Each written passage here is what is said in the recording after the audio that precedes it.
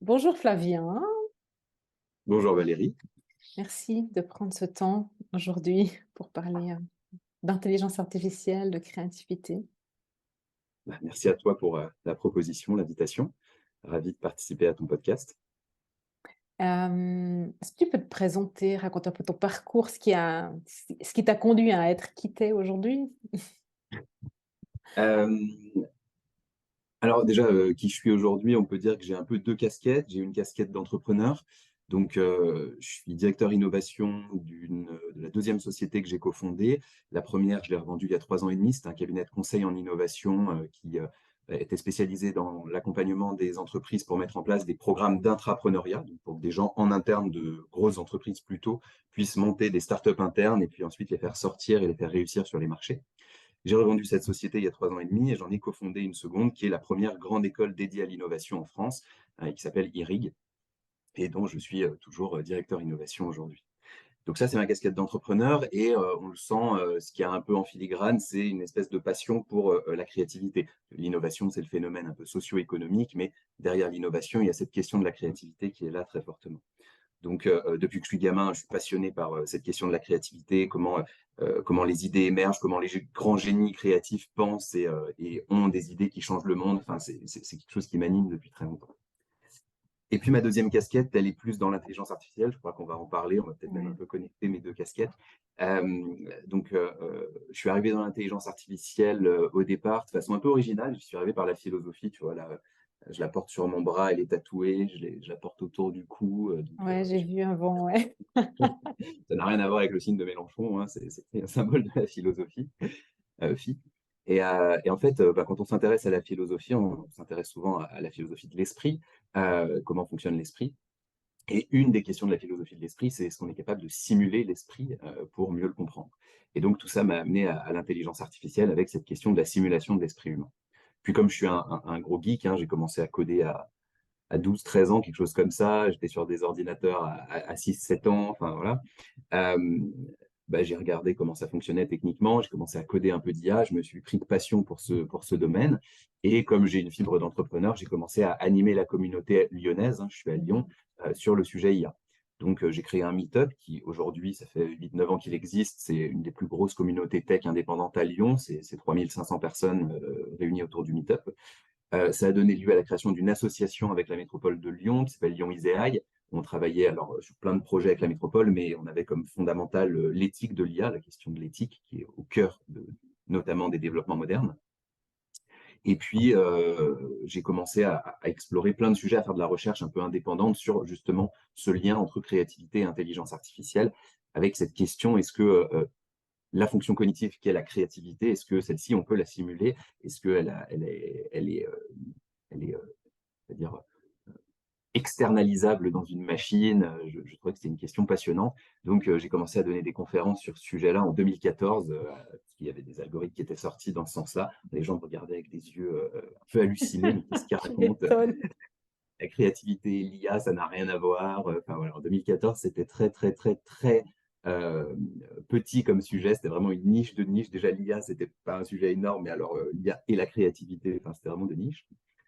Et en fait, j'ai donné plein de conférences, j'ai fait plein de recherches sur ce sujet-là, j'ai exploré moi-même des types d'algorithmes, essayé d'en concevoir, je me suis beaucoup penché sur la question. Et donc, voilà, ça c'est ma deuxième casquette IA. Et ces deux casquettes, donc IA et créativité, un peu se sont réunies encore plus fortement qu'à travers mes recherches depuis 1 an et quelques, puisque le dernier gros projet en date pour moi, ça a été l'écriture d'un livre. J'ai rencontré un éditeur que tu connais bien, Miguel Aubuy, euh, puisqu'on participe tous les deux au groupe de réflexion sur l'innovation qu'il a créé, Ouais. euh, et à l'Arsenal de l'innovation. Et, euh, et ouais, il m'a proposé d'écrire. Je lui ai proposé le sujet IA et créativité en me disant bah, c'était un sujet de niche, il fallait que le monde en entende parler. Euh, j'ai commencé à écrire en mars. En juin, tu as toute la, la,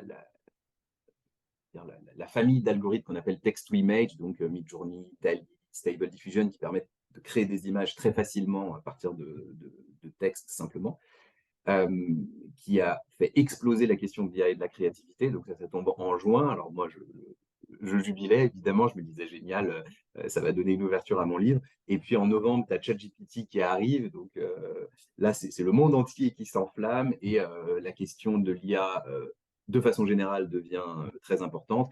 Et la question de l'IA et de la création, ou de la créativité, on pourra reparler de cette nuance-là, devient elle aussi vraiment grand public. Et donc, mon livre, là, il sort dans 3 semaines, on est en mai, et donc bah, j'ai un bon time to market, on va dire. Ouais, Je me c'est retrouve clair, sur un quoi. sujet qui n'est plus du tout de niche par rapport à ce qu'il était quand j'ai commencé. Voilà, donc bah, c'est très agréable pour moi, évidemment, de voir que le bouquin a du succès. Là, on a fini les préventes il y a 2 semaines, et sur 10 jours de prévente, il y a plus de 1000 livres qui sont partis, donc c'est génial pour un premier bouquin. Voilà, je suis ravi de ce succès, euh, et j'espère que ça va continuer. Donc Ouais, voilà un c'est petit peu. clair. Alors, du coup, mon parcours est un peu original parce que j'ai fait des études déjà très originales qui avaient une dimension business entrepreneuriat, une dimension sciences et techniques et une dimension design et art. J'ai fait un espèce de double diplôme qui était autour de l'innovation à la lisière de ces 3 domaines. J'ai fait une licence de maths à côté en candidat libre, j'adore apprendre des trucs. Et j'ai créé ma première société avant même d'être diplômé, d'avoir fini mes études. Donc voilà, je ne peux pas te dire, voilà, j'ai fait un diplôme d'ingénieur, je suis allé dans une boîte de conseil et maintenant je suis manager dans une boîte. Enfin, c'est pas aussi C'est pas direct. linéaire, quoi. Non, c'est pas vraiment linéaire. Voilà, j'ai fait beaucoup d'exploration par moi-même. Une grosse partie de ce que je suis capable d'exploiter aujourd'hui, c'est des explorations personnelles. Et la partie études était déjà très transdisciplinaire. Et je pense qu'une des choses qui définit mon parcours et mon positionnement, c'est cette espèce de transdisciplinarité à la croisée de la philo, des sciences, des arts, du business, de l'entrepreneuriat et toute cette question de la créativité qui englobe le tout, puisque grande partie de la créativité, c'est justement de lier des domaines qu'on rapproche rarement. Donc, Et ouais. tiens, bah, tu nous as pas parlé de la poésie, hein. Oui, certes. Alors, c'est parce que c'est un élément qui est plus intime, donc je ne le mets pas en avant directement sur mon CV, on va dire, quoique maintenant je l'assume plus. Alors, j'ai commencé à écrire de la poésie, pareil, quand j'avais peut-être 12 13 ans. Ça a été une période assez riche pour moi où j'ai découvert plein de choses, j'ai commencé à m'exprimer. Donc, ouais, j'ai commencé à écrire de la poésie très jeune. Alors, c'était de la merde, hein, évidemment, comme enfin, c'est normal de passer par là, mais c'est bien quand tu passes par là quand tu es jeune, comme ça après quand tu as 25 ans, tu es un peu plus rodé pour faire des choses intéressantes. Donc voilà, j'ai eu des moments où j'écrivais beaucoup, des moments où j'écrivais plus du tout, j'ai même écrit du rap, j'ai fait un album, tu vois. Donc j'ai exploré la poésie par différents aspects. Et donc pour moi, c'est vraiment la dimension artistique que j'ai le plus explorée, qui est la plus importante, qui est la plus intime, la plus forte pour moi. J'ai aussi beaucoup d'exploration dans l'art numérique, j'ai exposé des œuvres d'art numérique, mais la poésie reste pour moi le fondamental de mon rapport à l'art. Et en fait, aujourd'hui, c'est marrant parce que ce rapport au mot, ben, je ne m'attendais pas à ce qu'il puisse un jour être connecté à cette dimension de l'IA, mais c'est le cas, puisque un des grands enjeux aujourd'hui dans l'intelligence artificielle, c'est de bien savoir parler à des IA, parce qu'elles sont de plus en plus capables d'interpréter le langage naturel, et on les contrôle en langage naturel. Donc, il y a une nouvelle compétence qui émerge qui s'appelle le prompt engineering, Oui, l'ingénierie ouais. de requête, qui est plus ou moins l'art de savoir bien parler à ses nouveaux compagnons, collègues, tout ce qu'on veut. Donc, ce rapport au mot, à la précision du mot, à être capable de connaître pas mal de mots, de les organiser comme il faut, et ben, que la poésie, bien sûr, entraîne conséquemment, et ben, aujourd'hui, ça me sert même du côté de l'IA avec cette question du prompt engineering, qui est un domaine que j'explore beaucoup, et je m'éclate, comme j'adore le langage, j'adore les mots, bah, forcément, être capable. Alors, la poésie a ce côté un peu performatif. Pour moi, c'est magique, c'est des sorts, c'est des incantations. La poésie, c'est des mots qui ont une puissance. Et du coup, je retrouve un peu ça avec l'IA. Tout d'un coup, les mots ont une puissance puisque tu parles à l'algorithme et il produit quelque chose. Il Ouais. crée une image, il crée un autre algorithme, il produit. Donc, on a ce côté, voilà, le mot qui a une puissance, le verbe avec un grand V, quoi, si on veut, est de plus en plus incarné. Avant, c'était moi à travers l'art, la poésie. Et aujourd'hui, je retrouve cette puissance du mot à travers l'IA aussi. Donc voilà, il y a plein de liens qui se font. Euh, D'ailleurs, je vais peut-être écrire un poème sur le prompt engineering. Excellent. Bah, tu vois, je trouve que c'est génial parce que là, maintenant, ça me fait penser, tu vois, quand tu écris un poème, en fait, tu vois, il est posé quelque part, tu vois, peu importe le format, en fait, qu'il soit digital ou papier ou voilà, mais tu pas forcément la réaction de celui qui va le lire, quoi, tu vois? Tu sais pas ce que ça génère exactement chez lui. Tandis que avec l'intelligence artificielle, avec l'IA, tu vas lui poser, en fait, ton dialogue et tu as une réaction, en fait, qui émerge en face et Alors, c'est oui, super tout à fait. intéressant, en fait, de voir les Heu, 2 parce que de toute façon, il y a une réaction, tu vois? Hier, on était dans l'Arsenal, tu nous lisais de la poésie, il y a quelque chose, en fait, qui émerge en nous et c'est juste que le dialogue, ouais, il est moins instantané, en fait. en fait, il y a 2 éléments de dialogue dans la poésie.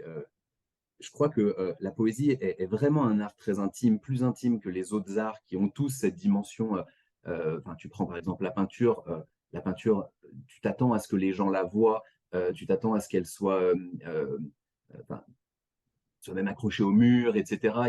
Dans la plupart des arts, il y a une dimension, on va dire, entertainment, une dimension, qui est relativement simple à aborder. Mmh, C'est pas pour rien que la poésie, c'est pas un art qui paye. Personne ne gagne, c'est très rare les gens qui gagnent leur vie avec de la poésie. C'est vraiment un art intime et le poète, je pense, est un artiste qui écrit en grande partie pour lui-même. La plupart des poètes, on retrouve ça chez la plupart des poètes, c'est une exploration d'abord de soi. Je ne dis pas que dans les autres arts, on ne s'explore pas, mais on s'attend plus fortement dans la musique, dans la peinture, dans l'architecture, dans le cinéma, on s'attend plus fortement à ce que quelqu'un soit récepteur de notre œuvre. Et dans la poésie, un peu moins.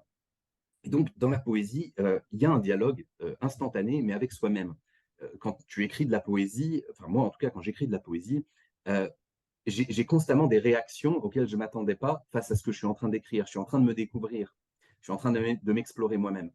Et donc, j'ai cette réaction, et qui est tout aussi perturbante, tout aussi étonnante, tout aussi surprenante que si j'avais quelqu'un d'autre en face. C'est ça ouais, aussi qui est génial. C'est un vrai, enfin, c'est une exploration de soi qui est au sens fort parce que tu te découvres de façon étonnante, tu te découvres de façon surprenante. Donc, des fois, ça fait mal même, mais c'est aussi le but de l'art de temps en temps. Enfin, on s'approfondit aussi par le fait de se faire un peu mal. Mais, euh, mais oui, donc, enfin, avec l'IA, en effet, c'est intéressant parce que dans le dialogue créatif, on a des choses qui émergent tout de suite et qui sont en plus relativement étonnante parce qu'il y a un effet statistique. À chaque fois, c'est différent. Des fois, il y a une interprétation qui n'est pas du tout celle qu'on attendait. Donc, on a des résultats qui sont très surprenants. C'est fun. La dernière fois, j'avais mis un truc sur. J'avais demandé une image en disant un homme qui tape sur son ordinateur. Donc, qui tape ta, ta, ta. Euh, et en fait, et l'IA bah, m'a sorti une image d'un gars qui est en train de tabasser son ordinateur. Donc, j'ai trouvé ça très drôle, tu vois. Il y a des interprétations comme ça qui peuvent être un peu détournées. Mais voilà, on a aussi ce dialogue direct quand on écrit de la poésie, mais c'est à l'intérieur de soi qui se fait entre les différentes facettes de sa personne. Et donc, il y a du feedback direct aussi. Après, évidemment, quand il y a des gens qui nous lisent, ça fait d'autres types de feedback, mais il y a Lucio Bukowski, qui est un rappeur lyonnais et poète qui a une très très belle plume, qui a fait une musique où au début il dit un truc comme la seule personne qui est capable de bien juger un poème, c'est le poète lui-même. Ce qui est assez différent des autres arts, hein. Et je suis assez d'accord en fait. Comme la poésie, moi, c'est pour ça que j'utilise le mot intime, j'écris d'abord pour moi-même. Je suis mon poète préféré, tu vois, si tu veux. Quand je lis mes poèmes, ils résonnent à chaque fois d'une nouvelle façon et je suis toujours heureux de les relire, ou en tout cas, je ressens toujours quelque chose de fort à les relire. Euh, bah, je ne m'attends pas à ce que quelqu'un les juge et je les fais lire très très rarement en fait. Et je ne suis pas friand d'avoir des feedbacks externes. C'est pas ce que je cherche, contrairement à quand j'ai fait de l'art numérique, j'ai ouais. exposé et j'attendais des feedbacks externes et je construisais des œuvres pour produire un discours, pour produire une émotion chez le spectateur. J'ai exposé à la Fête des Lumières, par exemple, j'ai même dû vendre ce discours, tu vois. Donc, c'est vraiment des démarches très, très différentes et il y a une réactivité en fait beaucoup plus directe avec la poésie parce que c'est avec toi-même. Et du coup, tout à l'heure, tu nous parlais, en fait, du processus, cognitif pour enfin, ou ouais, le processus cognitif pour créer. Comment tu l'expliques de manière simple et rapide? Alors, il faudra lire mon bouquin si tu veux avoir des Oui, oui. détails, mais Ouais, il est commandé, hein, tu sais. je sais, je sais, merci. Euh, alors, il y a plein de façons d'aborder la créativité. Mais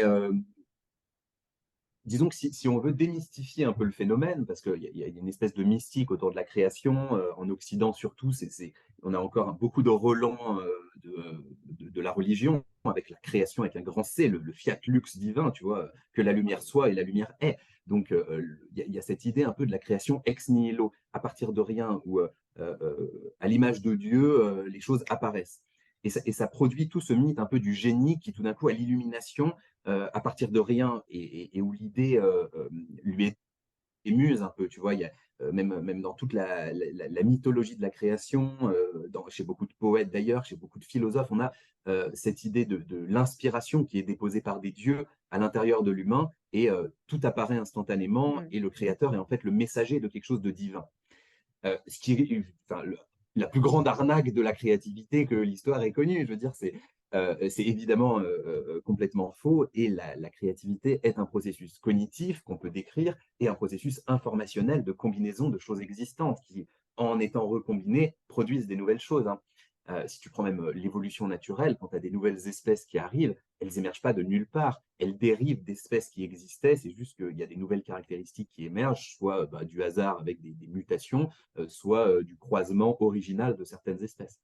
Donc, il y a toujours, enfin, s'appuie toujours sur quelque chose. Donc déjà, ce mythe-là, il faut le débunker un peu. Et, euh, et du coup, ben, si on s'intéresse d'une façon non mystique à la créativité, on peut regarder un peu ce qui se fait dans la science. Et il y a un consensus aujourd'hui dans la psychologie de la créativité. Donc, il y a quelques grands auteurs comme Todd Lubar qui sont un peu des références.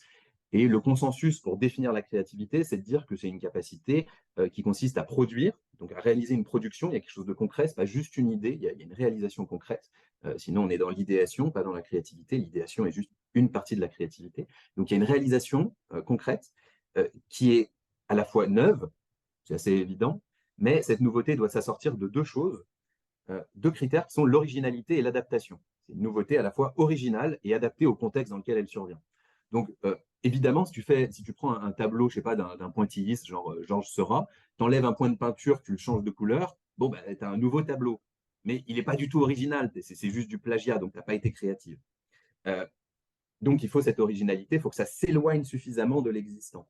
Et puis, une deuxième caractéristique qui est l'adaptation. Si tu inventes je sais pas, une équation complètement fausse, E égale MC3, c'est juste absurde. Bon, ok, c'est nouveau, mais ça marche pas. Donc, on ne va pas te dire, waouh, tu es un grand créatif, tu as inventé une équation incroyable, E égale MC3. Tout le monde s'en fout. À la limite, c'est une blague.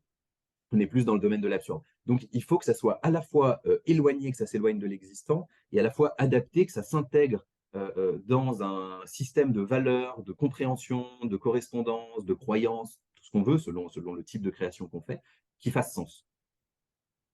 Voilà, donc c'est la capacité à réaliser une production neuve, adaptée et originale, et tu commences à retrouver ça un peu de partout, et ça permet de décrire de façon assez précise ce que sont des productions créatives, et à partir de cette définition d'une production créative, tu peux tirer un certain nombre de processus qui augmentent la probabilité d'arriver à des résultats qui sont nouveaux, originaux et adaptés. Et donc, ensuite, tu peux créer des algorithmes qui exploitent ces processus et qui, du coup, réalisent des productions neuves, originales et adaptées. Aujourd'hui, on a des algorithmes qui sont capables de créativité.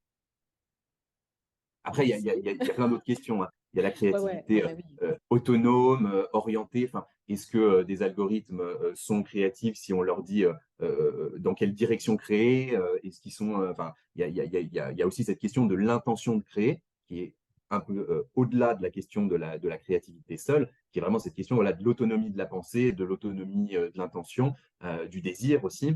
Et toutes ces questions-là, elles englobent celle de la créativité, mais on peut parler de créativité sans les mobiliser. Mais après, pour expliquer chez l'humain pourquoi il y a des gens qui sont créatifs, il faut aussi mobiliser tous ces éléments-là. Ouais. Il Mais y a le comment et du le coup, pourquoi. toi, tu penses qu'avec tout ce que tu sais aujourd'hui, hem et tout ce que tu sens, est-ce que tu penses que l'IA, à un moment donné, elle peut par elle-même devenir créative, tu vois? Sans que, Déjà, probablement qu'elle le fait parce que quand tu lui poses une question, elle va amalgamer des choses pour répondre, donc forcément qu'il y a une forme de c'est peut-être pas créatif au sens comme tu viens d'expliquer parce que c'est pas forcément original, mais en tout cas, c'est adapté par rapport à ce que tu demandes, donc mais est-ce qu'à un moment donné, elle va pouvoir, tu vois, créer par elle-même vraiment quelque chose Ouais. Alors, d'original? Parce heu, qu'avec le deep learning et tout ça, enfin, je veux dire, elle pourrait oui, mais c'est apprendre et devenir, autant créative que nous finalement. Il y a c'est la même plus. limitation, elle est jusqu'au voilà, merci. Donc j'ai envie que tu nous amènes là, vas-y. Alors dans mon livre, donc qui s'appelle Hypercréation, petit manuel pour apprivoiser les cyborgs, mais cyborg écrit C-borg, c'est les creative borg, c'est Ouais, ces nouvelles machines douées de créativité. Et je définis à la fin du bouquin, du coup, avec toute la réflexion que j'ai, 3 types de cyborgs. Je fais une typologie un peu des creative borg, et je montre donc qu'il y a un type de creative board que j'appelle les creative boards contrôlables. On est plus dans le domaine de la création que de la créativité. C'est notamment des choses comme Midjourney, même ChatGPT, etc. ouais, C'est des algorithmes qui sont doués de créativité au sens qu'ils sont capables de créer des choses originales et neuves, originales et adaptées. Par contre, ils sont contrôlés, c'est-à-dire que c'est nous qui leur demandons quoi créer. On va dire à Midjourney, je veux une image qui mixe le style de Dali et de Escher, avec une approche qui fasse entrevoir des éléments de la physique moderne. Tu vois. Et donc, c'est moi qui vais faire ce mix de choses qui va permettre à la création d'être originale et adaptée. Donc, il y a un acte de création de la part de l'IA, mais l'élaboration créative, elle est complètement humaine et elle contrôle complètement ce que l'algorithme va pouvoir produire. ouais, Donc, ça, c'est le premier type de cyborg. Ils sont là pas du tout pour être créatifs par eux-mêmes, en fait.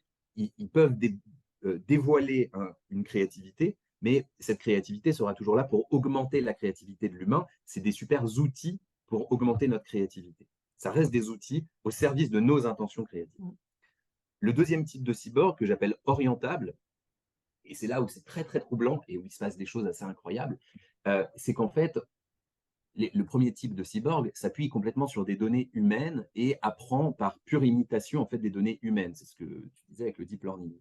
On a d'autres approches comme l'apprentissage par renforcement, le reinforcement learning, euh, plein de dérivés de ça, mais qui permettent à l'algorithme en fait d'apprendre par lui-même, par essai-erreur, non pas par imitation, mais par une sorte de curiosité dans un environnement. Et donc, il va aller explorer l'environnement, il va essayer des choses sur l'environnement, il va apprendre l'environnement et progressivement, du coup, il va comprendre, entre grosses guillemets, à sa manière l'environnement. Et cette manière de comprendre peut être très différente de la manière humaine. Il peut porter un regard particulièrement inhumain sur un environnement, que ce soit un environnement numérique ou un environnement physique, et donc faire émerger des éléments qu'on n'aurait jamais imaginés. Alors, pour être concret, je te donne un exemple. Par exemple, c'est avec ça que j'introduis le bouquin. Il y a AlphaGo, qui est un algorithme construit par DeepMind, qui est la startup de Google pour faire de l'IA de très haut niveau. Et AlphaGo, donc, joue au Go. Le Go, c'est un jeu qui, si tu veux, enfin, on peut le rapprocher un peu des échecs, même si c'est beaucoup, beaucoup, beaucoup plus complexe que les échecs. Les règles sont plus simples, mais la complexité derrière est immensément plus grande que les échecs. C'est un jeu absolument magnifique. Moi, j'y joue depuis longtemps et je trouve ça génialissime. Et donc, autant les échecs, avec beaucoup de puissance de calcul, on a réussi à faire des algorithmes qui jouent très bien aux échecs. Dès 1997, c'est Kasparov qui gagne, c'est Deep Blue qui gagne contre Kasparov. Pour le Go, la puissance de calcul ne suffit pas parce qu'il y a tellement de possibilités qu'il y a ce qu'on appelle l'explosion combinatoire. On a un gros problème quand on essaye d'explorer tous les possibles. La puissance de calcul explose. Donc, on se disait qu'on n'arriverait pas de sitôt à faire un algorithme qui soit capable de bien jouer au Go. Tous les joueurs de Go te le diront, c'est une question de sensibilité, d'esthétique, il y a une intuition de ce qui se passe sur le terrain qui rentre en jeu. Et en fait, donc, on a fait un algorithme, AlphaGo, euh, et il a joué 4 parties, un tournoi contre le meilleur joueur de Go du monde, Lee Sedol, en 2017. La première partie, bon, AlphaGo a gagné. Lee Sedol a passé la nuit à étudier le style de jeu d'AlphaGo et il est arrivé assez confiant le deuxième jour en se disant j'ai perçu comment il jouait, j'ai perçu la mécanique un peu derrière et donc je vais l'avoir. Il commence à jouer donc cette deuxième partie. Alors assez vite, on se rend compte que Lee Sedol est un peu optimiste, que l'algo sait vraiment jouer très très bien et subtilement. Mais surtout, à un moment, donc, il y a Lee Sedol qui pose le 34e coup, tac, et il sort fumer. Parce que on a le droit d'aller fumer pendant une partie de Go, ça peut durer 4-6 heures, donc de temps en temps, on peut faire une petite pause, on sort dans un espace un peu sécurisé où on prend un peu de temps. Et donc, il sort pendant que l'algorithme, entre grosses guillemets, réfléchit, est en train de traiter de l'information. Et puis, on voit les commentateurs qui sont donc à côté avec un grand panneau sur lequel ils posent les coups de l'algorithme et de l'ICEDOL et ils commandent chaque coup comme il y a aux échecs ou à n'importe quel jeu de plateau. Et l'ICEDOL est dehors et AlphaGo donc joue son 34e coup, pardon, l'ICEDOL avait joué le 33e coup. AlphaGo joue le 34e coup et là, on voit les commentateurs qui posent la pierre au mauvais endroit. Et puis, il regarde le plateau. Alors, quand même, la personne qui commente, un des deux commentateurs, c'est le plus grand joueur occidental. Alors, Ok. dans le monde asiatique, il y a des encore plus grands joueurs, mais c'est le plus grand joueur occidental, c'est pas rien. C'est le seul qui est le 9e Dan, donc le plus haut niveau auquel on puisse arriver. Donc, il pose la pierre au mauvais endroit et puis il regarde l'écran, il change, il revient au mauvais endroit et il a l'air de complètement bugger, il comprend pas du tout le coup. Et puis, finalement, il le pose au bon endroit parce que il voit bien ce que l'algorithme a joué et il commence à dire, ah bah là, l'algorithme a bugué. C'est un bug et il a mal joué. Ouais. Puis les commentateurs discutent et on sent qu'ils commencent à se poser des questions, à se dire, putain, en fait, ce coup, il y a peut-être quelque chose qui est caché derrière, c'est pas si délirant, tu vois, ils nuancent leur interprétation. Et sur ce, il y a Lee Sedol qui revient dans la salle. Et lui, il n'a pas encore vu le coup. Et donc, il s'assoit devant le plateau et on le voit qui découvre le coup. Il écarquille les yeux, il a un petit sourire narquois. On sent qu'il se dit, ah, il y a eu un bug, je vais pouvoir gagner parce que je vais pouvoir retourner contre l'algorithme ce coup mal joué. Et puis, petit à petit, tu as le sourire qui tombe et tu vois Lee Sedol qui se penche, qui se penche, qui se penche. Tu as les sourcils qui se froncent, il se prend la tête comme ça et tu le vois qui est en intense réflexion. Et tu comprends là qu'il vient de voir tout le potentiel incroyable de ce coup. Et il va mettre, je ne sais plus exactement, mais je crois presque 20 minutes à répondre, enfin je le dis dans le bouquin. Bref, il va réfléchir pendant 15 ou 20 minutes avant de répondre à ce coup. Et il ne va pas réussir à y répondre de façon efficace. Et en fait, le coup va être déterminant dans la victoire d'AlphaGo. AlphaGo va gagner la partie. Le coup va être déterminant 40 ou 50 coups plus tard dans la partie.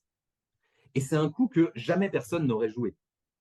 Jamais aucun grand maître n'aurait joué.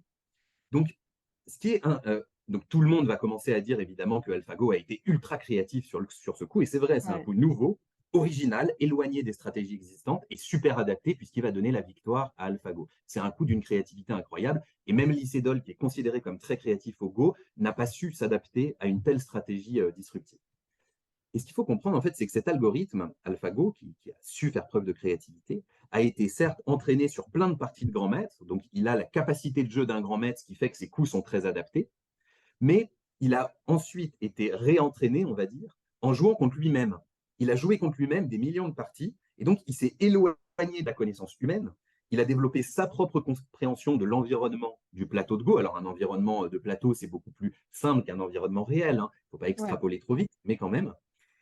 Et c'est cette deuxième partie de l'entraînement qui lui a permis d'ajouter cette dose d'originalité à ses stratégies. Il a sa propre façon de jouer à lui, et ce n'est pas juste une interpolation dans les coups des grands maîtres. Et donc ce coup-là, d'une certaine façon, vient de cette seconde partie d'entraînement. C'est la combinaison d'un entraînement qui permet que ces coups soient très adaptés en s'inspirant des coups de grands maîtres et de sa propre stratégie, sa propre originalité qu'il a construit en jouant contre lui-même, ce qui est très proche de comment un humain aurait appris. Il aurait appris en lisant des bouquins sur comment les grands maîtres jouent, et puis en jouant ses propres parties contre des adversaires, il aurait développé ses propres stratégies Mm. originales. Donc, ça, c'est ce que j'appelle c'est les deuxièmes types de cyborgs. C'est ceux qui, soit. Alors, il y a eu une deuxième version qui s'appelle Alpha Zero, où là, DeepMind, l'entreprise qui a créé l'algorithme, a complètement viré tout l'apprentissage sur des parties de grands maîtres. L'algorithme a juste joué contre lui-même, il connaissait juste les règles du jeu, il a joué contre lui-même des millions de parties, et il est devenu infiniment meilleur que AlphaGo et infiniment meilleur que tous les êtres humains.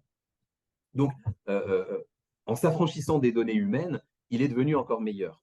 Parce que nous, humains, on avait fini par s'enfermer dans des espèces d'œillères culturelles Ouais. avec ce qu'on croyait être des acquis millénaires au Go. On pensait qu'on avait trouvé, on va dire, la meilleure montagne du Go et qu'il n'y avait plus qu'à à s'approcher de son sommet de façon asymptotique.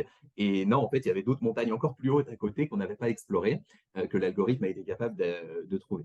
Donc, Intéressant, c'est la limite de l'humain, en fait, avec ce qu'il croit et l'ego et tout ça, quoi, ouais. c'est ça, l'humain, en fait, a deux. C'est à la fois une magnifique machine d'apprentissage et de créativité, et en même temps, il est très soumis à ses habitudes. Plus une habitude est ancrée, plus c'est difficile de voir le monde autrement. Donc, il a des biais, ce qu'on appelle des biais de fixité, qui l'enferment dans des habitudes. Et puis, il a des biais culturels, c'est qu'il a tendance à reproduire ce que les autres font, il a tendance à être soumis au regard des autres, et donc être original dans un contexte humain, c'est difficile, c'est souvent puni par les autres. Ouais. Donc, on a tendance à être plutôt grégaire et à plutôt suivre la foule. Alors que ces algorithmes, ils en ont rien à foutre, évidemment, par définition. Ah ouais, Donc, donc ils sont bien, ils ont moins de limitations, donc ils sont plus créatifs. en tout cas, Enfin, ils pour aller peuvent. explorer des domaines que nous, on ne sait plus explorer, ils sont particulièrement bons. Donc, cette deuxième classe d'algorithmes qui ne sont pas uniquement entraînés sur des données humaines, ou même pas du tout, mais qui ont appris par eux-mêmes en explorant le monde, je les appelle des cyborgs orientables. On peut leur dire dans quelle direction aller. Donc, tu vas apprendre à trouver des super stratégies au Go. Il y a un autre algorithme comme ça qui a été créé par le Creative Machine Lab aux États-Unis, on lui a demandé de regarder des systèmes en mouvement et de décrire les variables fondamentales qui permettent de décrire le mouvement. Et il a trouvé des variables fondamentales différentes des nôtres, là où on pensait avoir trouvé les Ouais. meilleures variables. Donc, ça s'applique dans plein de domaines, mais on va, en fonction du type d'environnement et de ce qu'on va demander de faire à l'algorithme dans cet environnement, ils vont s'orienter et ils vont après, on leur dit où créer, mais on ne leur dit pas quoi créer. Contrairement aux cyborgs contrôlables, on leur dit quoi Ouais, créer. Là, on leur dit juste dans quel pas domaine. explorer, quoi, ouais. Et puis, Et le troisième alors? et ben, les troisièmes, c'est les cyborgs autonomes. Et ça, c'est une exploration donc, que je fais sur la fin du livre, où on a les premières briques. Euh, et c'est notamment la voie de l'IA développementale. Et ça rapproche la quête d'une créativité artificielle de la quête d'une intelligence artificielle générale, en fait. Euh, et c'est la question d'avoir des machines qui sont capables de créativité autonome, c'est-à-dire d'explorer le monde à leur façon, d'y découvrir des centres d'intérêt à eux, donc de faire des choix sur ce qui les intéresse et de créer dans ces domaines-là à leur façon aussi. Donc là, on leur dit plus quoi créer, on leur dit plus où créer, on peut juste leur dire va, vis et deviens. Et c'est tout. Donc là, on se rapproche d'une intelligence. C'est un très beau film, hein, Va, vie et deviens, que tu connais peut-être, que j'adore. Donc c'est une formule un peu émancipatoire comme Ouais. ça, que j'utilise aussi dans le livre. Et voilà, donc ça, c'est pas du tout ce qu'on voit aujourd'hui dans les médias, bien sûr, ce type d'algorithme, mais c'est déjà exploré donc par l'IA développementale, par des chercheurs passionnants comme Jürgen Schmidt-Huber, par des projets de recherche comme le projet du robot eCube, qui est un petit robot de recherche qui simule un enfant en gros de 2 ans et qui est capable, en fait, il a une curiosité intrinsèque, il a juste envie de découvrir le monde, donc de faire des nouvelles expériences sur le monde pour agrandir sa compréhension. Et donc, on peut faire des algorithmes comme ça qui sont purement curieux, qui vont explorer plein de choses différentes, qui vont à des moments avoir des focus attentionnels sur certains éléments qui les intéressent.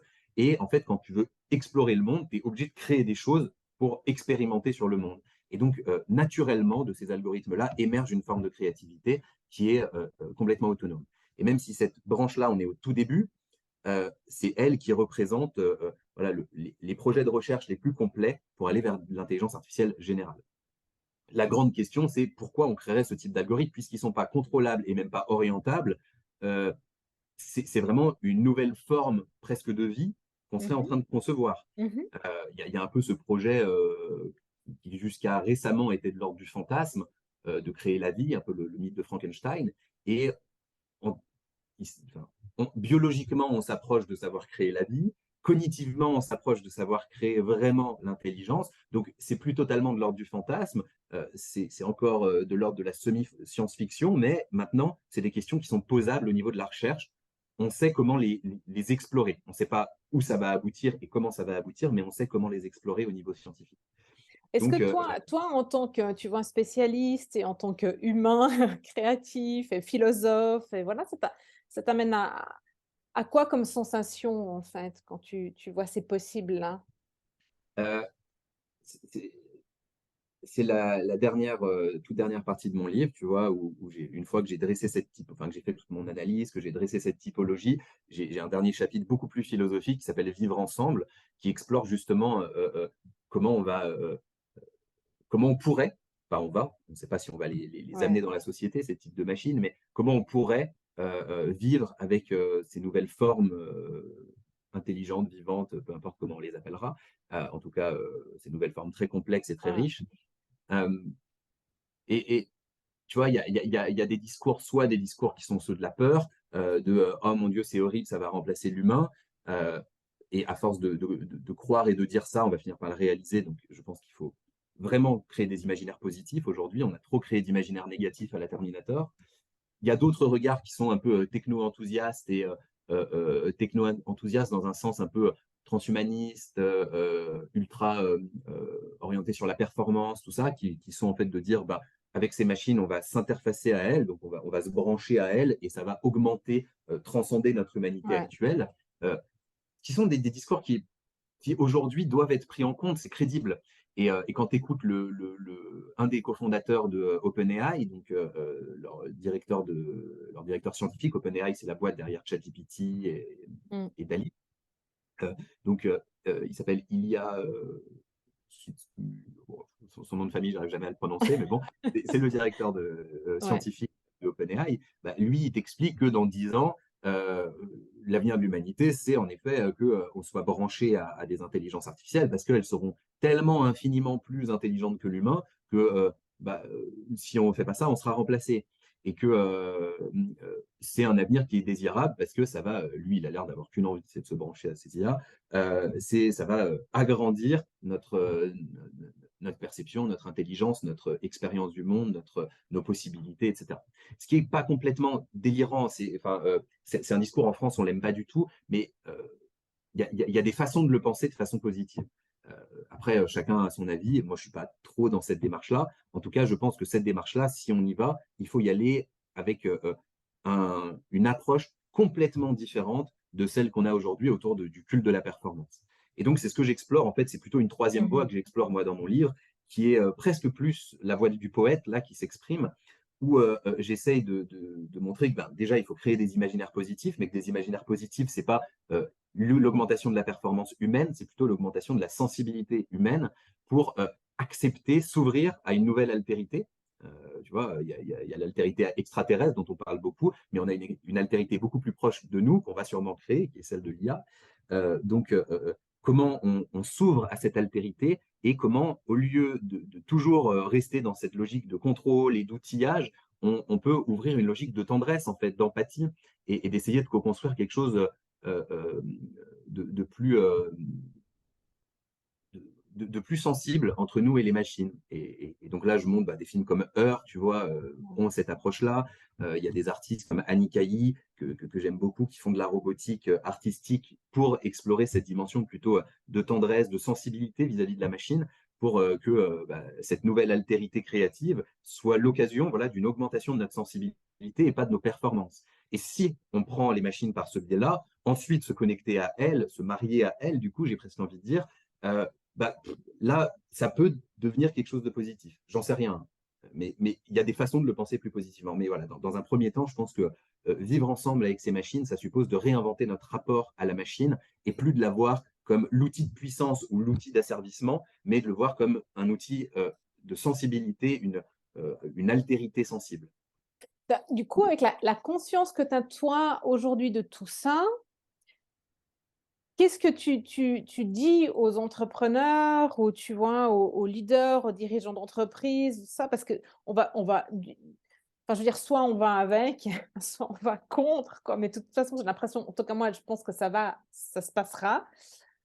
Quand, je sais pas, de quelle manière, je sais pas, mais qu'est-ce que tu conseilles ou tu vois, à tous ces dirigeants de se di de ou même n'importe quel, employé, en fait, une personne lambda, de dire: «Qu'est-ce que de comment tu t'équipes pour vivre, en fait?» Tu vois, ces Alors, prochaines années. Après, on n'a pas de temporalité, je pense, mais je euh, pense que ça peut ouais, non, venir mais tout aussi à fait, beaucoup plus vite que ce c'est qu'on très pense, difficile quoi.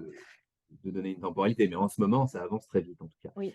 Écoute, évidemment, quand je fais des conférences, quand je suis avec des codir, quand je suis devant des salariés, quand je suis même devant, j'interviens aussi assez régulièrement pour des associations, devant du Ouais, grand public, etc. Parce que c'est pour moi un- une obligation éthique de parler de ce sujet qui est en train ouais, de changer le monde au grand public pour éviter une espèce d'humanité à deux cache. vitesses. Ouais, ouais, Mais évidemment, je ne rentre pas dans ce qu'on se dit dans ce podcast, puisque tu m'interroges voilà, sur mon bouquin. Enfin, mon bouquin, il y a la réflexion de fond. Mais quand je suis en conférence ou avec des dirigeants, je leur parle de façon beaucoup plus opérationnelle parce que ouais, c'est ça qui va les marquer, c'est ça qui fait qu'ils pourront rentrer dans le sujet.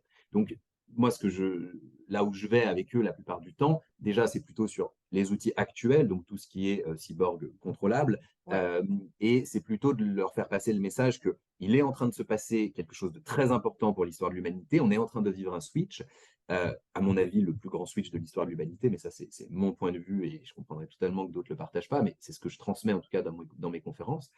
Et, et je les invite, et même toutes mes conférences maintenant sont interactives, il y a des démos et de la prise en main de la manipulation par les personnes qui y assistent, je les invite à expérimenter. Aujourd'hui, on est dans une ère où il faut expérimenter. On a plein de nouveaux outils qui sortent, évidemment ChatGPT, Midjourney, mais il y a plein d'autres choses qui apparaissent qui sont absolument incroyables qui sont des outils faciles d'utilisation parce que notamment en langage naturel, tout le monde peut leur parler, même si on n'est pas tous égaux face au langage naturel, mais quand même, c'est plus facile que de devoir coder. Donc tout le monde peut utiliser ces outils et tester ces outils. Tout le monde peut le faire avec une logique en plus créative qui est plutôt fun, sexy, intéressante. On peut faire sa recette de cuisine, imaginer l'histoire qu'on va raconter à ses gamins le soir. Enfin, il y a plein de petits usages créatifs dans le quotidien qui peuvent être faits. Et en fait, voilà, moi, je les invite plutôt à expérimenter, soit dans leur quotidien perso, soit dans leur quotidien pro, avec toute cette nouvelle gamme d'outils, pour sentir à quel point il est en train de se passer quelque chose qui émerge de fort, pour ne pas voir les choses avec juste le regard que les médias peuvent donner, qui est souvent très simplificateur et très, et, on va le dire, très bullshit. Mais bon, c'est normal, c'est complexe. et puis Non, négatif c'est pas normal, mais voilà. Pardon. et puis négatif et effrayant quoi, tu vois? Oui, voilà, ils jouent sur les peurs. Malheureusement, les médias Ouais. marchent quand il y a de l'émotionnel et les peurs, c'est sûrement une des émotions les plus rentables. C'est très dommage. Euh, il y a des médias qui sortent sur la joie. D'ailleurs, ton podcast est plutôt orienté sur la joie et j'apprécie ça. Euh, et, euh, et voilà, donc je les invite vraiment à expérimenter, à tester ces outils pour sentir par eux-mêmes ce qui se passe, pour autonomiser leur prise de conscience et leur prise de recul sur tout ça. Je leur apporte quelques éléments d'ouverture philosophique plutôt pour qu'ils se rendent compte que c'est une transformation majeure et qu'il va falloir penser avec des nouveaux prismes. Et Ouais, que on ne peut pas penser le monde, la décennie 2025-2035 avec les mêmes prismes qu'on a pensé la révolution du numérique et encore moins avec celle avec laquelle on a pensé l'économie telle qu'elle est conçue aujourd'hui. Donc voilà, je les invite vraiment à commencer à se mettre en posture mentale euh, pour faire sauter des barrières et pour être ouvert à des réflexions radicales. Parce ouais, qu'il va falloir penser radicalement. Radicalement, intelligemment, mais radicalement. Donc ouais, c'est plutôt ça que je leur apporte. Après, s'ils lisent mon bouquin, bon, bah, ils ont des éléments plus approfondis et je les invite à le faire. ouais, OK. Ouais, c'est cool. Merci beaucoup. C'est quoi ton souhait pour le monde? Alors, c'est très bien que tu me poses la question parce qu'il y a un sujet dont on n'a presque pas parlé, c'est l'écologie. Ouais, Euh, ouais, ouais, et c'est un sujet qui est aussi radical que celui d'IA pour la décennie 2025-2035. À mon avis, notre monde va être bercé par ces deux questions-là. Comment on fait société autour de l'IA et comment on organise la transition écologique ou l'effondrement écologique si c'est cette forme-là que ça doit prendre.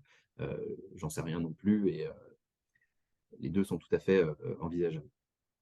Donc, je, mon souhait, c'est peut-être que ces deux mondes-là s'interfacent intelligemment.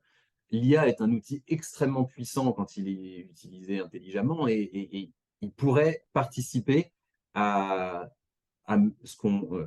alors, c'est une vision ingéniuriale de l'écologie, mais elle a aussi son sens. Euh, L'IA pourrait participer à ce qu'on gère mieux le problème écologique. Euh, donc, il y a plein d'approches là-dedans et je les suis et je trouve que c'est un des usages de l'IA évidemment les plus qui est censé, le plus à pousser et à, et à- et à- et à matérialiser. Mais après, on reste dans une vision ingénieriale où c'est l'écologie est un problème à résoudre. Ce qui, je sais pas si c'est le cas en fait. Il y a quelque chose de plus systémique, il y a quelque chose de, encore une fois, de nos valeurs qui doivent se transformer pour vivre dans un monde où on est plus en équilibre avec notre environnement. Euh, et là, tu vois, c'est pareil. Je me dis que la révolution de l'IA, puisque a priori, elle va se faire dans les prochaines années, c'est tellement le potentiel pour euh, radicalement devoir repenser notre humanité et notre façon de fonctionner et notre société, que si ça arrive un peu en même temps que des catastrophes écologiques, ça nous permettrait peut-être d'avoir vraiment tout un socle pour penser une société très très différente. Donc l'IA peut être une opportunité écologique ingénierialement, euh, mais ça peut aussi être l'opportunité de nous infliger un peu la blessure narcissique, de nous obliger à une certaine humilité pour repenser profondément nos valeurs et donc intégrer plus fortement des valeurs d'équilibre avec notre environnement. Je ne dis pas que ça va être le cas, mais tu me demandes quel est mon souhait, donc je te dis que c'est ça mon Bah souhait. oui, oui, oui, oui. Et là encore, je veux qu'on invente des imaginaires positifs, optimistes et des façons belles de voir l'avancée de l'IA parce que c'est en les imaginant et en parlant qu'on les réalisera. Tandis que quand on se morfond dans les petits imaginaires négatifs et le catastrophisme, on finit par produire des catastrophes. Oui, parce que Malheureusement, là où tu concentres ton attention, c'est ça qui tend à se produire, quoi. Donc, ouais, ouais. complètement. Complètement. Ah, je te remercie beaucoup, Flavien. Je pense que j'avais encore 1 million de questions à te poser, mais je ne veux pas faire un épisode trop long. Et donc, hypercréation, Tout à fait. mon Le bouquin livre. Hypercréation. Hypercréation, je pense qu'il sera sorti au moment où où je diffuserai et donc on le Ouais. trouvera Bah, où? On le trouve où? alors, il sort donc il sort de presse le 20 mai environ. Euh, la première opportunité pour l'avoir, c'est le 24 mai en avant-première à la soirée de lancement qui se déroule à Lyon. Ouais, Donc, bon, si jamais il y a des gens dans ton entourage qui ont envie de venir, dis-moi, ou dans tes auditeurs, je les inviterai volontiers. Donc là, il y a licence dédicace, tout ça, enfin, le ouais. côté un peu avant-première. Et ensuite, le bouquin sort officiellement sur le site de la maison d'édition, normalement fin mai ou début juin, et il sera disponible sur Amazon première quinzaine de juin. Alors Amazon et d'autres plateformes, pour ceux qui préféraient passer par d'autres plateformes, ce que je peux comprendre, mais ma maison d'édition passe beaucoup par Amazon, donc qui est quand même une super Non plateforme mais enfin, tu vois, pour j'avais diffuser. cette discussion-là il y a pas très longtemps et je dis: «Mais oui, OK, ouais, d'accord, Amazon, mais je veux dire, donne-moi un autre outil et j'irai ailleurs», mais Bah, c'est le voilà, seul, en fait, qui est commun à tout le monde, quoi. c'est un peu le problème. Et quand tu veux diffuser un livre, bah, Amazon reste quand même enfin, le Bah, choix le plus logique. Pour l'instant, on ne va pas le mettre en librairie, parce que c'est aussi le fonctionnement de cette maison d'édition, ouais. beaucoup passé par le numérique. Mais si ça marche bien et si des librairies le souhaitent, on pourra le mettre en rayon en librairie dans un second temps. Mais voilà, à partir de la première quinzaine de juin, normalement, il sera disponible sur Amazon, Hypercréation. Coûtera 17 euros, il fait 300 pages, mais c'est 300 pages avec des QR codes, avec des images, c'est aéré, et donc c'est agréable parce qu'on a l'impression d'avancer suffisamment vite dans le livre. C'est génial. Je me réjouis beaucoup de le découvrir. Et ben, Merci. j'espère qu'il te plaira. J'espère aussi. Merci beaucoup, Flavien, pour ton temps. Bah, merci à toi, Valérie, pour cette proposition et à très bientôt, j'espère. J'espère aussi.